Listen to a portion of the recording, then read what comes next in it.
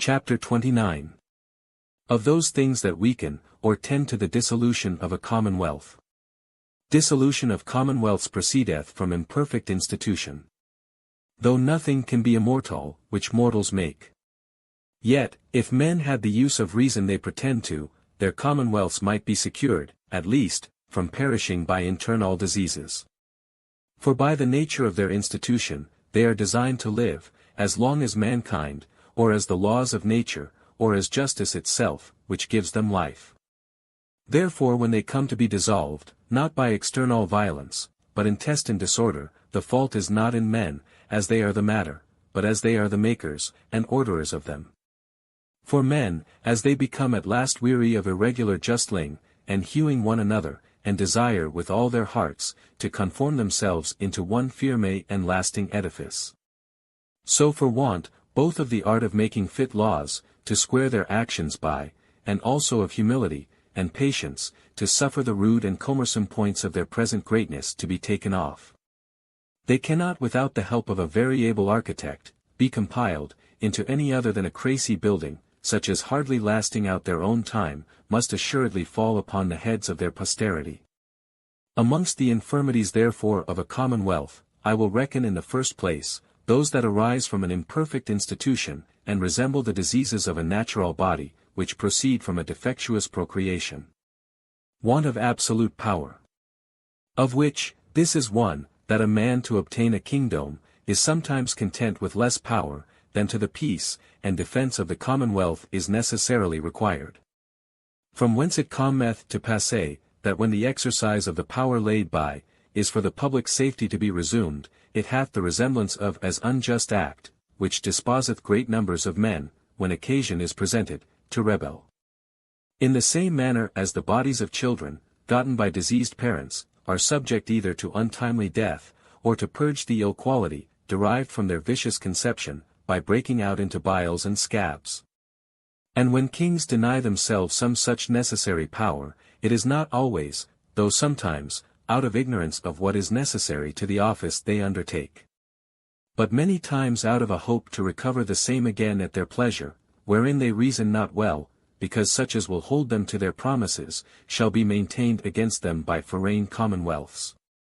Who in order to the good of their own subjects let slip few occasions to weaken the estate of their neighbours.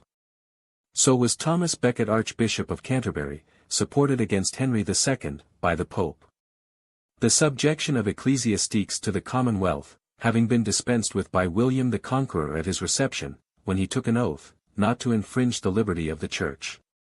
And so were the barons, whose power was by William Rufus, to have their help in transferring the succession from his elder brother, to himself, increased to a degree, inconsistent with the sovereign power maintained in their rebellion against King John, by the French. Nor does this happen in monarchy only. For whereas the style of the antient Roman Commonwealth, was, the Senate, and people of Rome, neither Senate, nor people pretended to the whole power. Which first caused the seditions, of Tiberius Gracchus, Caius Gracchus, Lucius Saturnius, and others, and afterwards the wars between the Senate and the people, under Marius and Sylla. And again under Pompey and Caesar, to the extinction of their democracy, and the setting up of monarchy. The people of Athens bound themselves but from one only action. Which was, that no man on pain of death should propound the renewing of the war for the island of Salamis. And yet thereby, if Solon had not cause to be given out he was mad, and afterwards in gesture and habit of a madman, and in verse, propounded it to the people that flocked about him, they had had an enemy perpetually in readiness. Even at the gates of their city. Such damage, or shifts, are all commonwealths forced to, that have their power never so little limited. Private judgment of good and evil. In the second place, I observe the diseases of a commonwealth, that proceed from the poison of seditious doctrines, whereof one is, that every private man is judge of good and evil actions. This is true in the condition of mere nature, where there are no civil laws, and also under civil government, in such cases as are not determined by the law. But otherwise, it is manifest, that the measure of good and evil actions, is the civil law, and the judge the legislator, who is always representative of the commonwealth. From this false doctrine, men are disposed to debate with themselves, and dispute the commands of the commonwealth, and afterwards to obey, or disobey them, as in their private judgments they shall think fit. Whereby the commonwealth is distracted and weakened. Erroneous conscience. Another doctrine repugnant to civil society, is, that, whatsoever a man does against his conscience, is sin. And it dependeth on the presumption of making himself judge of good and evil. For a man's conscience, and his judgment is the same thing, and as the judgment, so also the conscience may be erroneous. Therefore, though he that is subject to no civil law, sinneth in all he does against his conscience, because he has no other rule to follow but his own reason, yet it is not so with him that lives in a commonwealth. Because the law is the public conscience, by which he hath already undertaken to be guided. Otherwise in such diversity, as there is of private consciences, which are but private opinions, the commonwealth must needs be distracted, and no man dare to obey the sovereign power, farther than it shall seem good in his own eyes. Pretense of inspiration. It hath been also commonly taught, that faith and sanctity are not to be attained by study and reason, but by supernatural inspiration, or infusion, which granted. I see not why any man should render a reason of his faith. Or why every Christian should not be also a prophet, or why any man should take the law of his country, rather than his own inspiration, for the rule of his action. And thus we fall again into the fault of taking upon us to judge of good and evil. Or to make judges of it, such private men as pretend to be supernaturally inspired, to the dissolution of all civil government. Faith comes by hearing, and hearing by those accidents, which guide us into the presence of them that speak to us. Which accidents are all contrived by God Almighty, and yet are not supernatural, but onely, for the great number of them that concur to every effect, unobservable. Faith, and sanctity, are indeed not very frequent. But yet they are not miracles, but brought to pass by education, discipline, correction, and other natural ways, by which God worketh them in his elect, as such time as he think fit. And these three opinions, pernicious to peace and government, have in this part of the world, proceeded chiefly from the tongues, and pens of unlearned divines. Who joining the words of Holy Scripture together, otherwise than is agreeable to reason, do what they can, to make men think, that sanctity in natural reason, cannot stand together. Subjecting the sovereign power to civil laws. A fourth opinion, repugnant to the nature of a commonwealth, is this, that he that hath the sovereign power, is subject to the civil laws. It is true, that sovereigns are all subjects to the laws of nature, because such laws be divine, and cannot by any man, or commonwealth be abrogated. But to those laws which the sovereign himself, that is, which the commonwealth mocketh, he is not subject. For to be subject to laws, is to be subject to the commonwealth, that is to the sovereign representative, that is to himself. Which is not subjection, but freedom from the laws.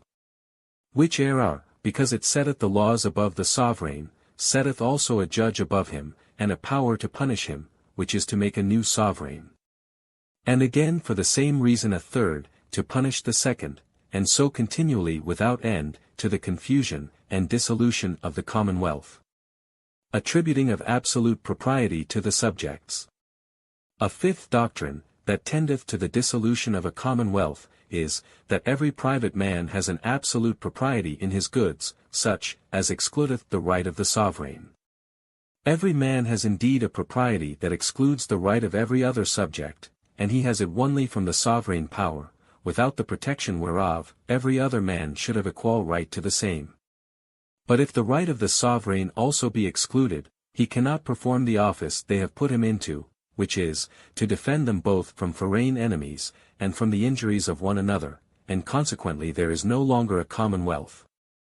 And if the propriety of subjects, exclude not the right of the sovereign representative to their goods, much less to their offices of judicature, or execution, in which they represent the sovereign himself. Dividing of the sovereign power. There is a sixth doctrine, plainly, and directly against the essence of a commonwealth, and 'tis this, that the sovereign power may be divided. For what is it to divide the power of a commonwealth, but to dissolve it, for powers divided mutually destroy each other. And for these doctrines, men are chiefly beholding to some of those, that making profession of the laws, endeavor to make them depend upon their own learning, and not upon the legislative power. Imitation of neighbor nations.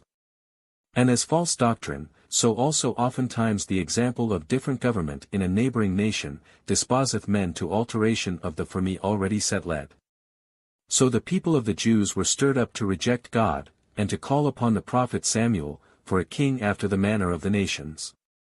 So also the lesser cities of Greece, were continually disturbed, with seditions of the aristocratical, and democratical factions, one part of almost every commonwealth desiring to imitate the Lacedaemonians, the other, the Athenians. And I doubt not, but many men, have been contented to see the late troubles in England, out of an imitation of the Low Countries, supposing there needed no more to grow rich, than to change, as they had done, the for me of their government.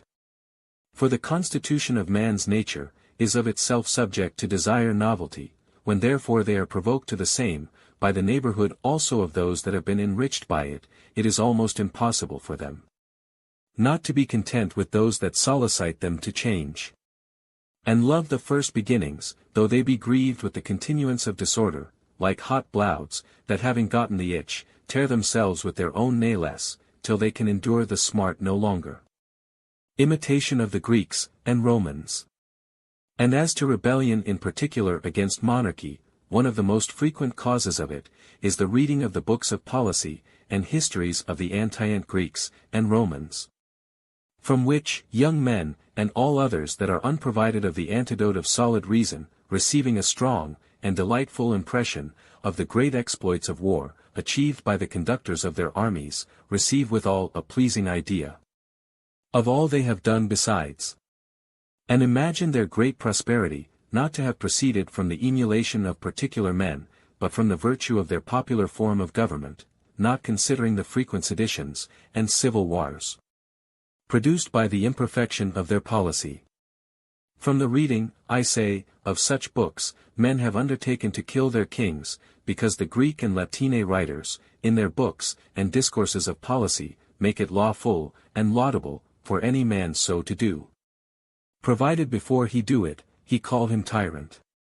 For they say not regicide, that is, killing of a king, but tyrannicide, that is, killing of a tyrant is lawful. From the same books, they that live under a monarch conceive an opinion, that the subjects in a popular commonwealth enjoy liberty, but that in a monarchy they are all slaves. I say, they that live under a monarchy conceive such an opinion. Not they that live under a popular government, for they find no such matter. In summary, I cannot imagine, how anything can be more prejudicial to a monarchy, than the allowing of such books to be publicly read, without present applying such correctives of discreet masters, as are fit to take away their venomy. Which venomy I will not doubt to compare to the biting of a mad dog, which is a disease the physicians call hydrophobia, or fear of water.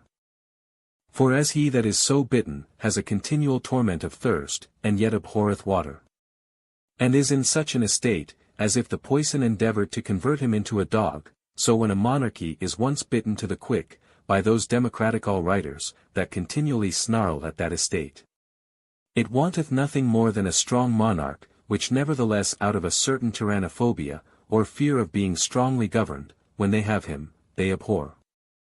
As here have been doctors, that hold there be 3 souls in a man.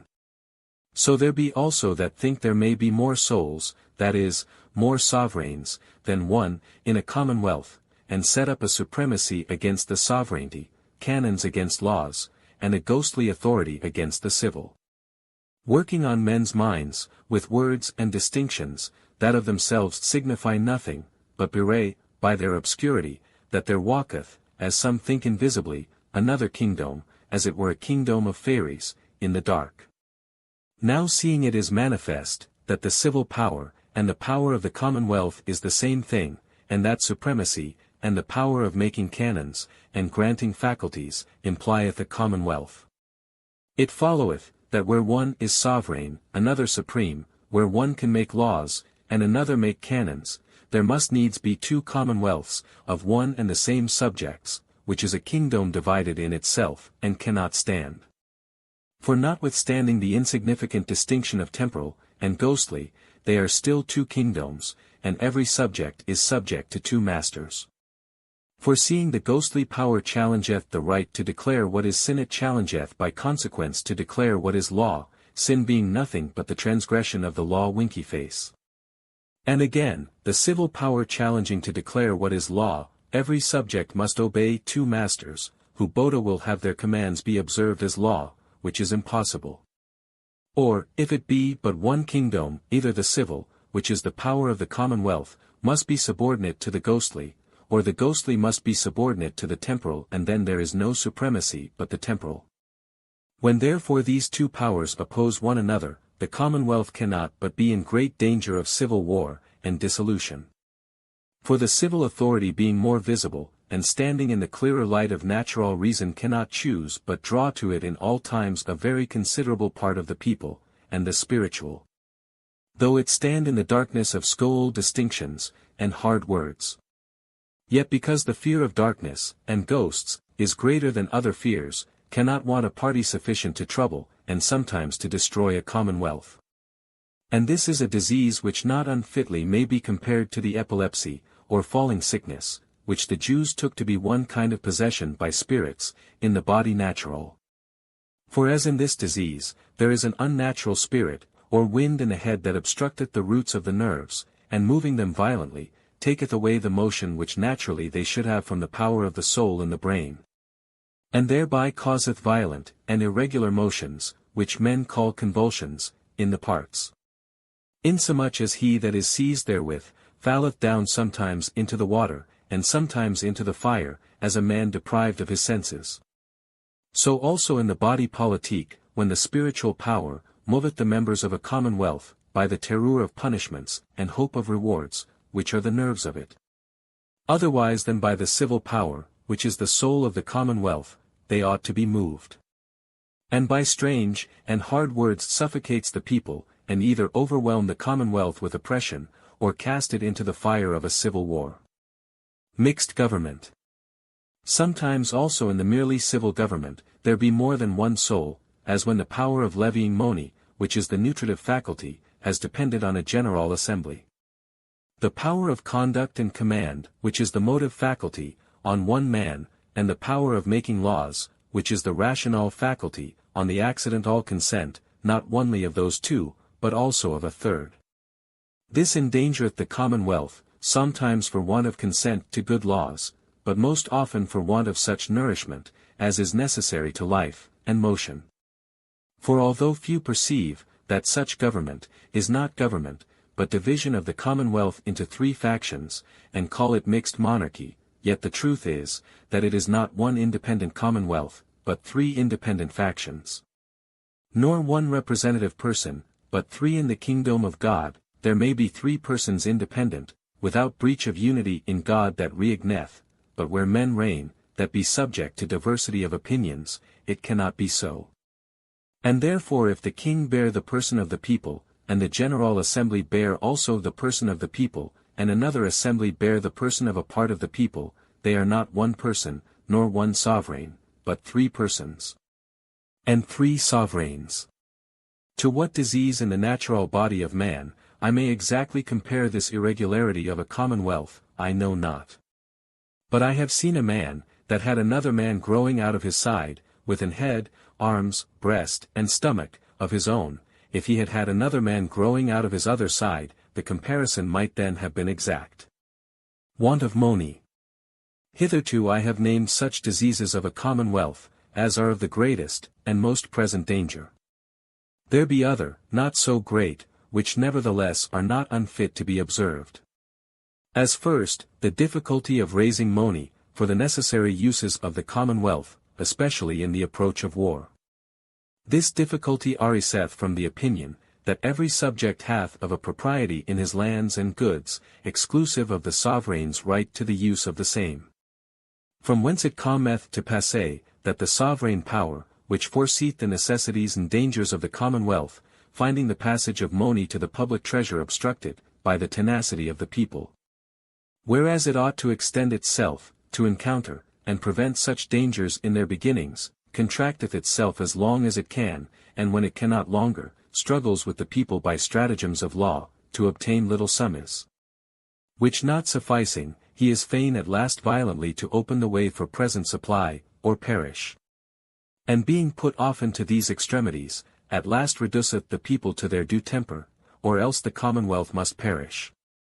Insomuch as we may compare this distemper very aptly to an ague, wherein, the fleshy parts being congealed, or by venomous matter obstructed, the veins which by their natural course empty themselves into the heart, are not, as they ought to be, supplied from the arteries, whereby there succeedeth at first a cold contraction and trembling of the limbus, and afterwards a hot and strong endeavour of the heart, to force a passage for the blood.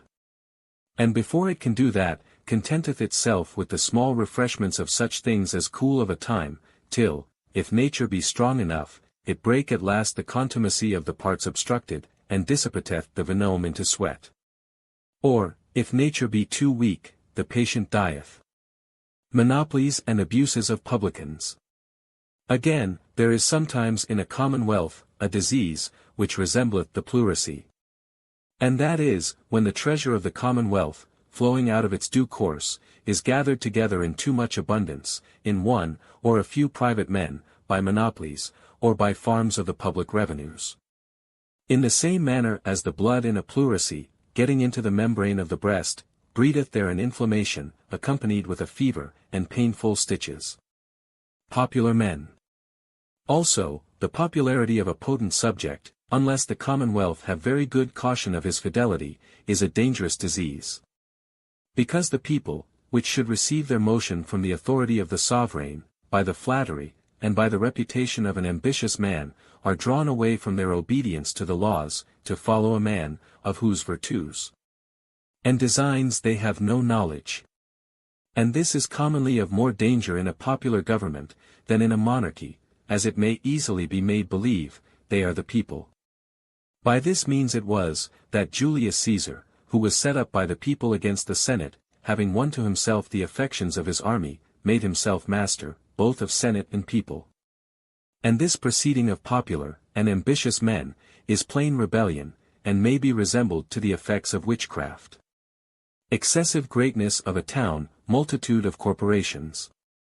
Another infirmity of a commonwealth, is the immoderate greatness of a town, when it is able to furnish out of its own circuit, the number and expense of a great army, as also the great number of corporations, which are as it were many lesser commonwealths in the bowels of a greater, like worms in the entrails of a natural man. Liberty of disputing against sovereign power. To which may be added, the liberty of disputing against absolute power, by pretenders to political prudence, which though bred for the most part in the lees of the people, yet animated by false doctrines, are perpetually meddling with the fundamental laws, to the molestation of the commonwealth, like the little worms, which physicians call ascarides. We may further add the insatiable appetite, or bulimia, of enlarging dominion, with the incurable wounds thereby many times received from the enemy. And the wens, of ununited conquests, which are many times a burthen, and with less danger lost, than kept, as also the lethargy of ease, and consumption of riot and vain expense. Dissolution of the commonwealth. Lastly, when in a war, foreign, or intestine, the enemies got a final victory. So as, the forces of the commonwealth keeping the field no longer, there is no farther protection of subjects in their loyalty. Then is the commonwealth dissolved, and every man at liberty to protect himself by such courses as his own discretion shall suggest unto him. For the sovereign is the public soul, giving life and motion to the commonwealth, which expiring, the members are governed by it no more, than the carcass of a man, by his departed, though immortal, soul. For though the right of a sovereign monarch cannot be extinguished by the act of another, yet the obligation of the members may. For he that wants protection, may seek it anywhere, and when he hath it, is obliged, without fraudulent pretense of having submitted himself out of fear, to protect his protection as long as he is able. But when the power of an assembly is once suppressed, the right of the same perisheth utterly, because the assembly itself is extinct, and consequently, there is no possibility for the sovereignty to re-enter.